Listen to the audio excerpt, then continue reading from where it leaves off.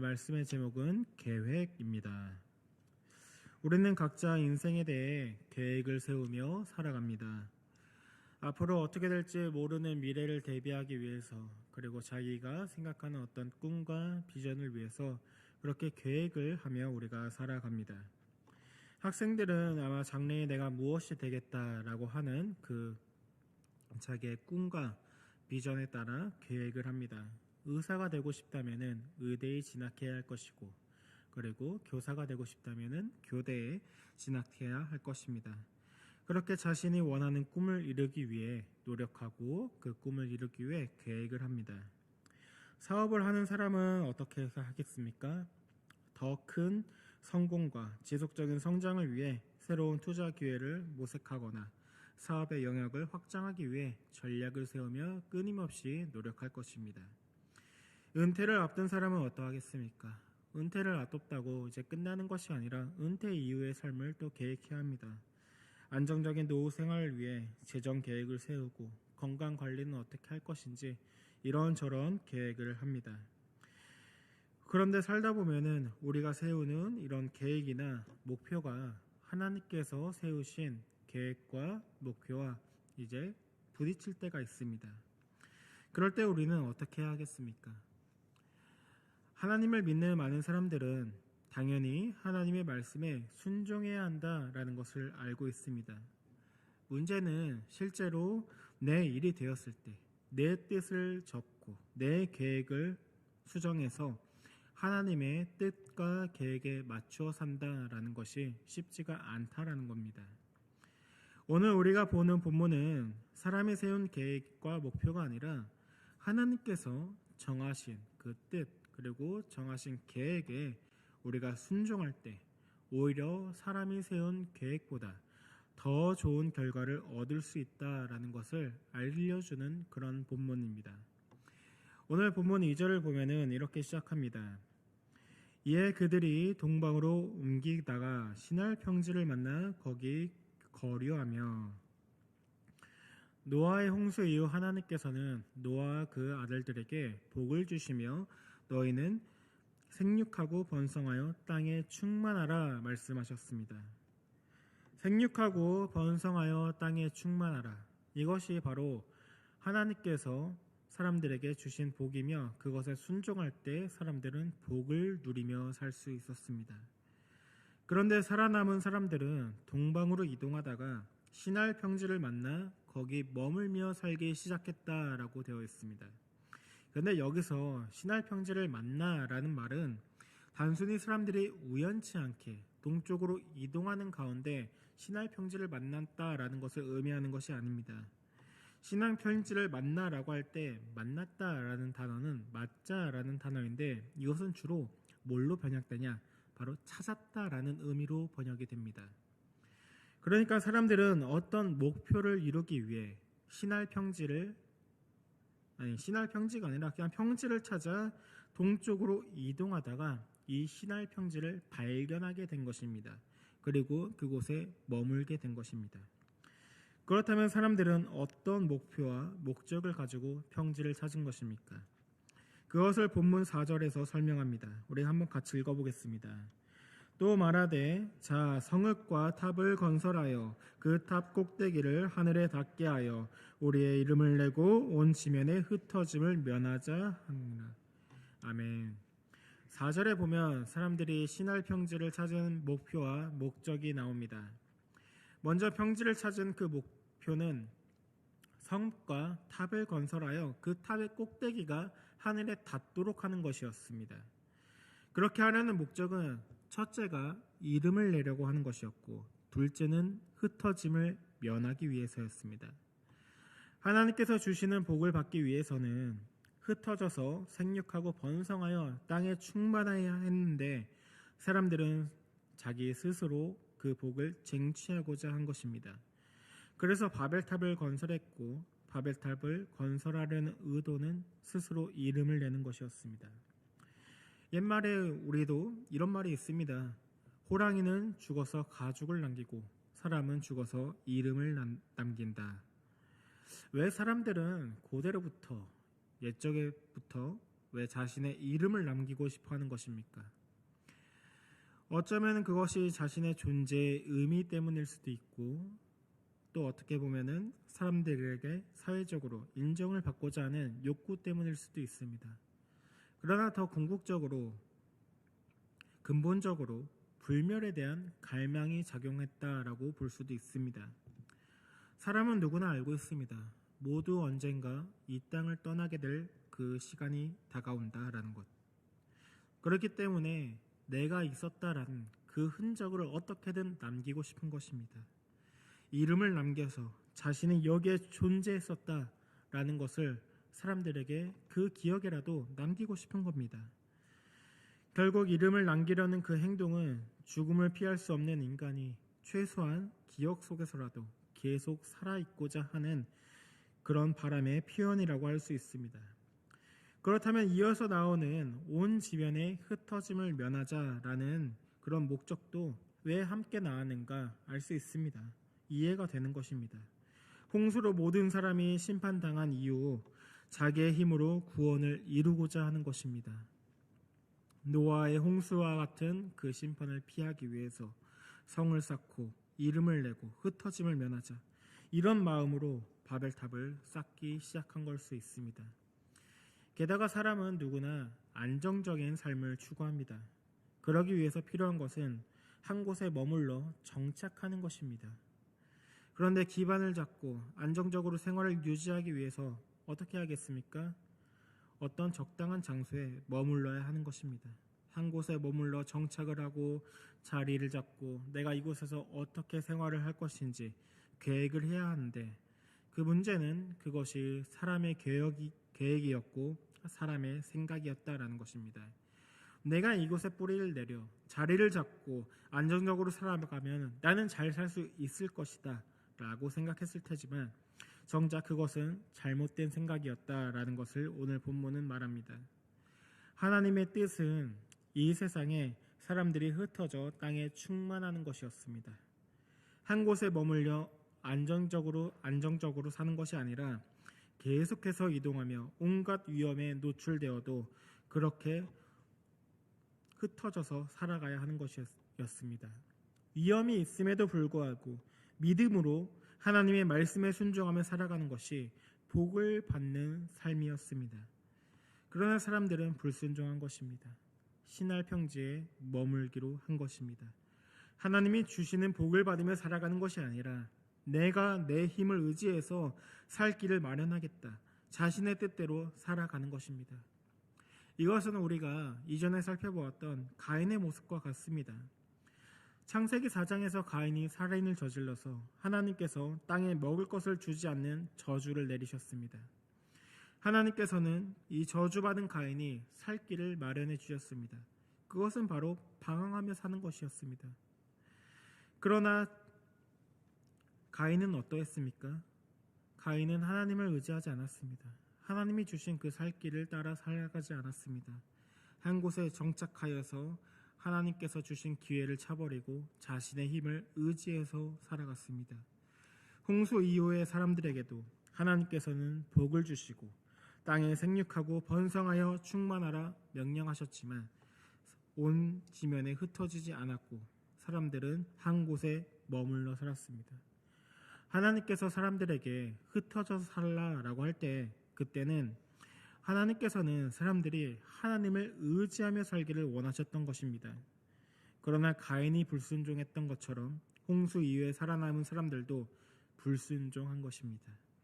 하나님께서 주시는 복은 하나님을 의지하며 살아가는 것이 아니라 바로 자기 힘을 의지하며 살아가고자 한 것입니다.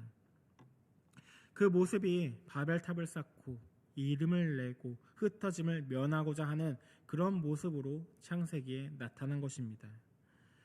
이름을 낸다라는 것은 이 성경 속에서 계속해서 어떤 모습으로 나타나냐, 하나님을 의지하지 않고 자기 힘을 의지하며 살고자 할 때 나타나는 모습입니다. 내가 하나님과 같은 존재가 되어 보이겠다라는 그런 사람의 죄된 본성을 가장 잘 보여주는 것입니다. 요한일서 2장 16절에 보면은 이런 말씀이 있습니다. 이는 세상에 있는 모든 것이 육신의 정욕과 안목의 정욕과 이생의 자랑이니 다 아버지께로부터 온 것이 아니요 세상으로부터 온 것이라. 이생의 자랑이 무엇입니까? 자기의 이름을 내는 것입니다. 하하가 선악을 알게 하는 나무의 열매를 보면서 어떤 생각을 했습니까? 먹음직하고 보암직하고 지혜롭게 할 만큼 탐스럽게 했다라고 합니다. 이것이 바로 육신의 정욕, 안목의 정욕, 이생의 자랑과 같은 것입니다. 사람이 가지고 있는 원죄는 계속해서 사람이 하나님이 아닌 자기의 힘을 의지해서 이 세상 방식으로 살아가도록 합니다. 선악을 알게 하는 나무의 열매를 먹으면서 하나님처럼 되고 하나님처럼 지혜롭게 될 것처럼 착각했던 것처럼 사람이 하나님을 의지하지 않고 이 세상을 내 힘으로 살아갈 때 더 잘 살 수 있을 것이다. 그것이 바로 착각이라는 것입니다. 선악을 알게 하는 나무의 열매를 먹고 결국 아담과 하와는 어떻게 됐습니까? 하나님처럼 되고자 했던 그 상상, 그 착각, 그것은 깨지게 되었습니다. 오히려 자신이 벌거벗음을 보게 되었고 부끄러움을 알게 되었습니다.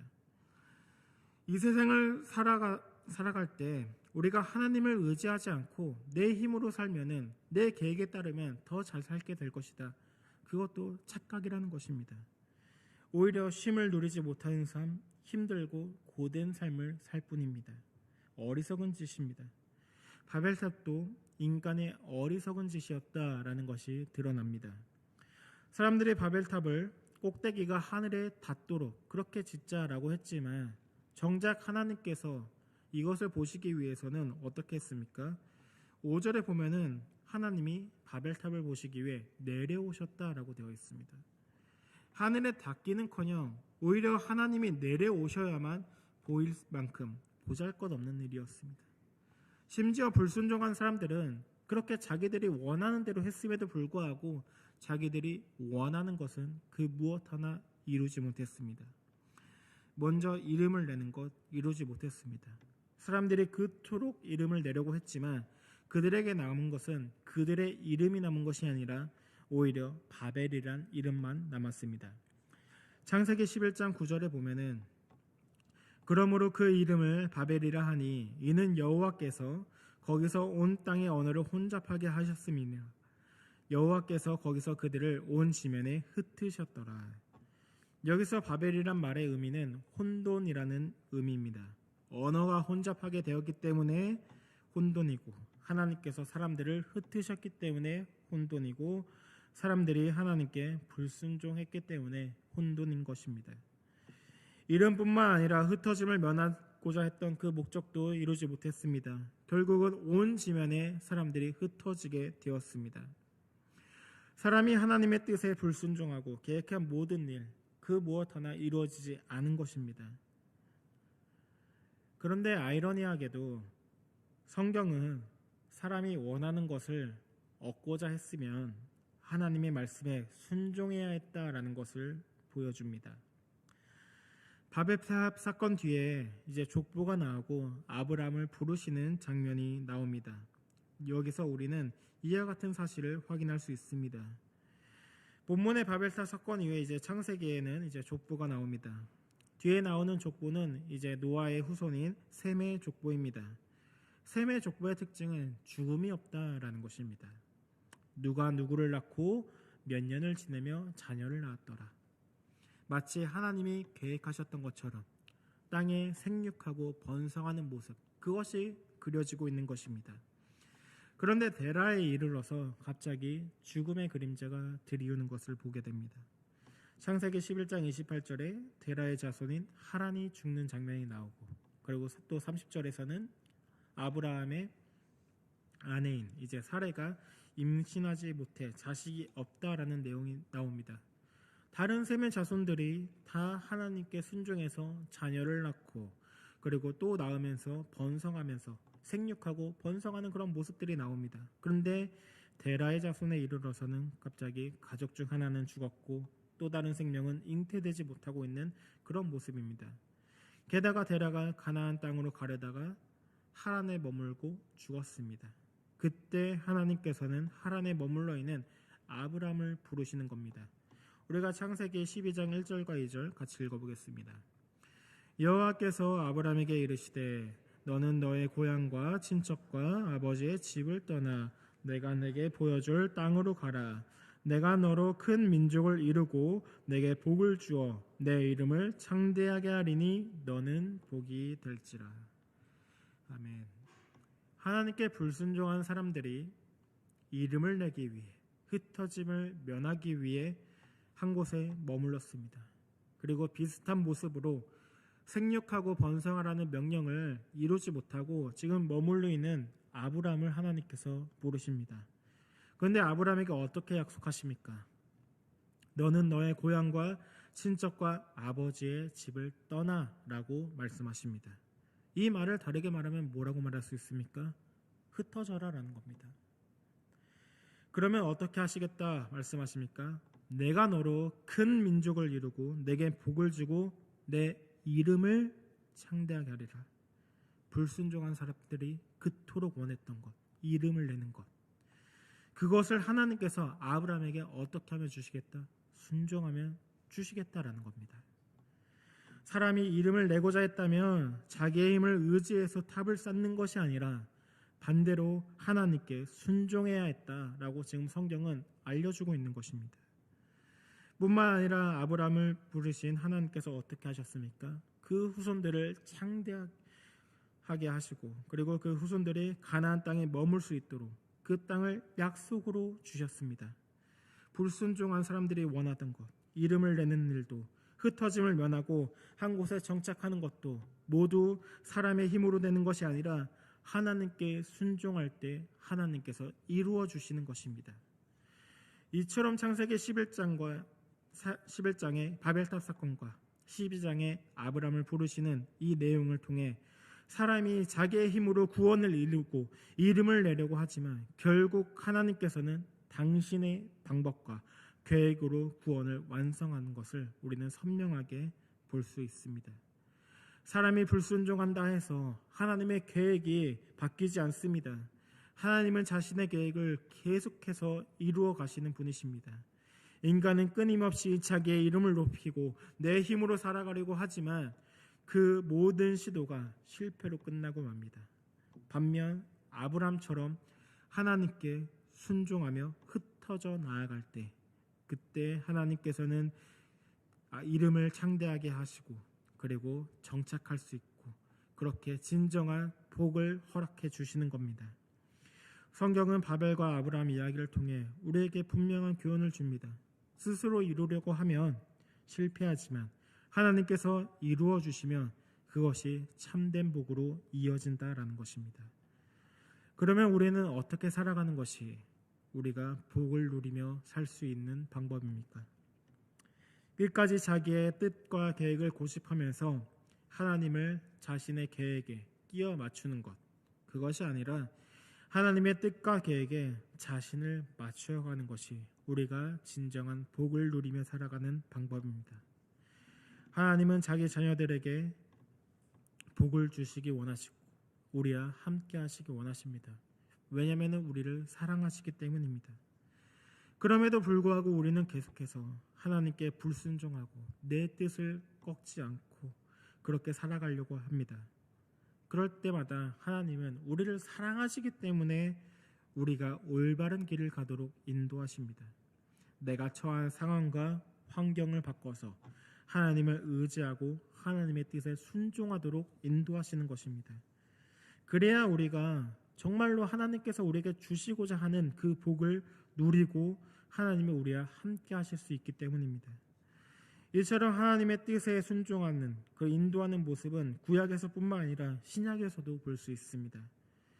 예수님께서 부활하시고 승천하실 때 다음과 같이 명령하셨습니다. 사도행전 1장 8절에 보면은 오직 성령이 너희에게 임하시면 너희가 권능을 받고 예루살렘과 온 유대와 사마리아와 땅끝까지 이르러 내 증인이 되리라 하시니라. 이 명령을 받은 제자들 순종했습니다. 예루살렘에 머물러 성령을 받기를 기도했습니다. 그리고 성령을 받게 되자 어떤 일이 일어납니까? 오늘 우리가 읽은 바벨탑 사건으로 흩어졌던 모든 언어가 갑자기 통하게 되는 것이었습니다. 성령을 받은 사람들이 방언으로 말을 하자 각기 지역에서 온 사람들이 모두 다 복음을 자기의 언어로 알아듣게 된 것입니다. 복음을 듣게 되었습니다. 그리고 베드로가 설교를 하자 3,000명이 예수님을 믿게 되는 놀라운 일을 경험하게 됩니다. 이제는 제자들이 예수님의 명령에 순종해서 흩어져야 했습니다. 그런데 곳곳에 흩어지지 않고 예루살렘에 머물렀습니다. 왜 그렇습니까? 지금 이곳이 부흥하고 있다. 이곳이 지금 하나님이 역사하고 있다. 이곳이 너무나도 좋은 것입니다. 그래서 그곳을 떠나지 않았습니다. 예루살렘을 중심으로 계속해서 머물러 있었습니다. 그렇지만 하나님께서는 자신의 계획을 이루기 위해 흩어질 수 있도록 상황과 환경을 바꾸셨습니다. 사도행전 8장 1절을 보면 우리가 함께 같이 읽어보겠습니다. 사울은 그가 죽임을 당함을 마땅히 여기더라. 그날에 예루살렘에 있는 교회에 큰 박해가 있어 사도 외에는 다 유대와 사마리아 모든 땅에 흩어지니라. 예수님께서 1장에 뭐라고 말씀하셨죠? 예루살렘과 온 유대와 사마리아 땅끝까지 이르리니 내 증인이 되리라. 똑같이 이제는 예루살렘에서 머물렀던 사람들이 다 유대와 사마리아 모든 땅으로 흩어지게 된 것입니다. 명령을 지킬 수 있도록 인도하신 겁니다. 흩어질 수 있는 그런 상황으로 바꾸신 것입니다. 그렇게 모든 땅에 흩어지고 나니까 그때부터 이제 로마 전역에 복음이 전파되기 시작했습니다. 이처럼 하나님께서는 우리가 올바른 길을 가도록 하나님께서 뜻하신 그 계획에 따라 살아가도록 인도하십니다. 사람은 어느 누구나 완벽하지 않기 때문에 때로는 실수하고 때로는 넘어질 때가 있습니다. 때로는 우리가 그래서 하나님께 불순종하는 경우도 있습니다. 그러나 하나님께서는 우리가 복을 누릴 수 있도록, 우리가 하나님과 동행할 수 있도록, 우리가 하나님의 뜻에 순종하여 가도록 우리의 상황과 환경을 바꾸심으로써 우리를 인도해 가시는 겁니다. 잠언 16장 9절은 이렇게 말합니다. 사람이 마음으로 자기의 길을 계획할지라도 그 걸음을 인도하시는 이는 여호와시니라. 아멘. 여러분은 어떤 뜻과 계획을 가지고 이 세상 살아가고 있습니까? 말씀을 통해, 기도를 통해 하나님의 계획과 뜻이 우리가 무엇인지 깨닫기 원합니다. 그리고 그 계획과 뜻에 맞춰 내가 살아갈 수 있기를 원합니다. 그런데 만약 내 뜻과 계획이 하나님의 뜻과 다르다면 우리 어떻게 순종할 수 있습니까? 우리가 하나님의 뜻에 내 뜻을 꺾고 순종할 수 있는 방법, 그것은 단 하나밖에 없습니다. 바로 기도입니다. 예수님이 그 모범을 보이셨습니다. 예수님이 겟세마네 동산에서 십자가를 지기 전에 기도하신 것처럼 우리도 똑같이 기도하는 것입니다. 예수님은 어떤 기도를 하셨습니까? 하나님, 내 잔을 옮겨주시기 원합니다. 이 잔을 옮긴다라는 것, 십자가에서의 죽음, 피하게 해달라는 것이었습니다. 십자가에서 죽는 것을 원치 않는 것, 이게 예수님이 원하시는 것이었습니다. 그런데 예수님 어떻게 그 뜻을 꺾고 순종하셨습니까? 그 다음에 하신 기도, 그런데 내 뜻대로 마옵시고 아버지의 원대로 하옵소서. 예수님께서도 자기를 부인하고 하나님의 뜻에 순종하시고자 기도하신 것입니다. 예수님이시라고 이거 쉽게 기도한 것 아닙니다. 땀이 피가 되도록 기도하셨다라고 성경은 기록합니다. 간절하게 고통 속에서 기도하신 것입니다. 우리도 내가 원하는 것을 꺾는다라는 거 결코 쉽지 않습니다. 간단한 일 아닙니다. 그러나 우리가 하나님 아버지의 뜻에 순종할 때 우리에게 복이 있다라는 것입니다. 불순종한 사람들이 원하던 이름을 내는 것, 흩어짐을 면하고 한 곳에 정착하는 것, 모두 아브라함을 통해, 순종을 통해 주어진다라는 것 우리가 보았습니다. 우리도 마찬가지입니다. 우리도 내가 원하는 것이 있는데 그것과 하나님의 뜻이 부딪힌다면 내 뜻을 꺾고 하나님께 순종할 때 내가 원하는 것을 얻을 수 있습니다. 내가 원하는 것을 바라고 순종하자라는 이야기가 아닙니다. 나에게 복을 주시고 나를 사랑하셔서 가장 좋은 것을 내게 허락하시는 그 하나님에 대한 신뢰, 그 하나님에 대한 믿음 때문에 우리가 순종하는 것입니다. 저와 여러분이 내 뜻과 계획이 아니라 하나님의 뜻과 계획을 따라 순종하며 하나님께서 주시는 복을 누리며 살아가는 사람들이 되기를 예수님의 이름으로 축복합니다.